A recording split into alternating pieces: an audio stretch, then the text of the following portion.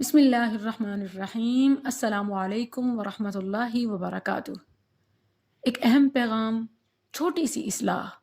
ہمیشہ کی طرح اس رمضان بھی ایک میسیج بڑے جوش و خروش کے ساتھ سوشل میڈیا پر وائرل کیا جا رہا ہے کہ رمضان کا پہلا روزہ فلاں تاریخ کو ہے۔ جس نے یہ خوشخبری سب سے پہلے دی، نبی صلی اللہ علیہ وسلم کا فرمان ہے، اس پر دوزخ حرام ہے۔ میں نے تو یہ خوشخبری آپ کو سنا دی، اب آپ آگے یہ 10 لوگوں کو پہنچائیں اور جہنم سے بچ جائیں۔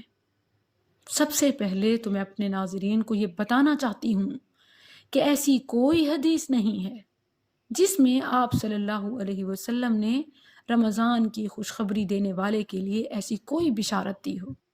البتہ متفق علیہ حدیث میں نبی صلی اللہ علیہ وسلم نے رمضان کے روزے رکھنے والے کو ایک بڑی بشارت دی ہے۔ صحیح بخاری صحیح مسلم میں نبی صلی اللہ علیہ وسلم کا فرمان ہے، من صام رمضان ایمانا واحتسابا غفر له ما تقدم من ذنبه۔ جس نے رمضان کے روزے حالت ایمان میں رب سے خیر کی امید رکھتے ہوئے، اجر و ثواب کی امید رکھتے ہوئے رکھے تو اللہ اس کے گزشتہ گناہ معاف کر دے گا۔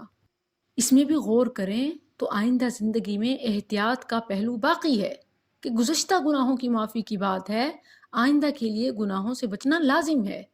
لیکن ایسے جو جھوٹے میسیج نبی صلی اللہ علیہ وسلم سے جوڑے جاتے ہیں، یہ گویا گناہوں کے دروازے کھولنے والی بات ہے کہ بس رمضان کے چاند کی روزے کی خوشخبری سنا دو، پھر جو چاہے کرتے رہو۔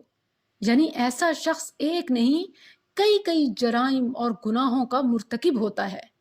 ایک تو نبی صلی اللہ علیہ وسلم پر جھوٹ باندھنا، اس پر جہنم سے بچنا تو دور، الٹا جہنم واجب ہو جاتی ہے۔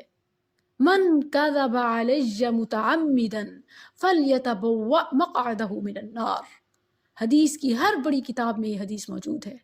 نبی صلی اللہ علیہ وسلم نے فرمایا، کوئی بات میں نے کی نہیں ہے، کسی نے جان بوجھ کر مجھ سے وہ منسوب کر دی تو اس کا ٹھکانہ جہنم ہے۔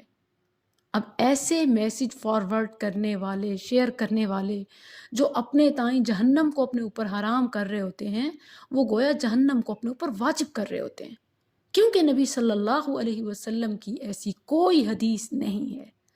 روزے رکھنے کے حوالے سے ہے، ایمان اور احتساب کے ساتھ، مگر اس شرط کے ساتھ کہ صرف گزشتہ گناہ معاف ہوں گے، آئندہ کے لیے گناہوں سے بچنا لازم ہے۔